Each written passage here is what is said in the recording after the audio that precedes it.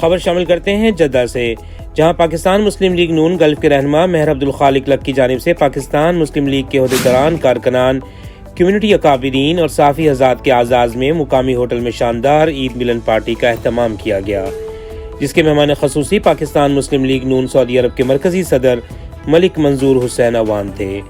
عشائیہ کی تقریب سے خطاب کرتے ہوئے پاکستان مسلم لیگ نون گلف کے صدر چودھری احسان الحق باجوہ MNA نے تمام حاضرین کو عید کی مبارکباد دیتے ہوئے کہا کہ آنے والے دور میں میاں نواز شریف ہی پاکستان کے وزیر اعظم ہوں گے۔ انہوں نے مزید کہا کہ پاکستان مسلم لیگ نون پہلے سے زیادہ طاقتور اور متحد ہے۔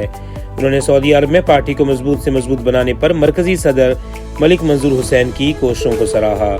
پاکستان مسلم لیگ نون سعودی عرب کے مرکزی صدر ملک منظور حسین عوان نے اپنے خطاب میں کہا کہ مسلم لیگ نون کا ہر ورکر چاہے ملک میں ہو یا ملک سے باہر، وہ مسلم لیگ نون کے پلیٹ فارم پر متحد ہے، بلکہ میاں نواز شریف کے ویژن کے ساتھ کھڑا ہے۔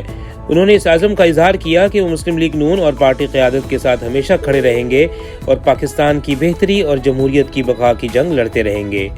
سرپرست پاکستان مسلم لیگ نون رانا محمد اشرف نے اپنے خطاب میں کہا کہ ہم میاں محمد نواز شریف کے سپاہی ہیں اور ہم پارٹی کی مضبوطی کے لیے کسی بھی قربانی سے دریغ نہیں کریں گے۔ تقریب سے میزبان مہر عبدالخالق لک، خالد رشید، حافظ عبدالماجد، چودھری محمد خالد رفیق، فہیم گلستان ملک اور دیگر نے بھی خطاب کیا۔ چودھری محمد خالد، نیوز ورلڈ اردو، جدہ۔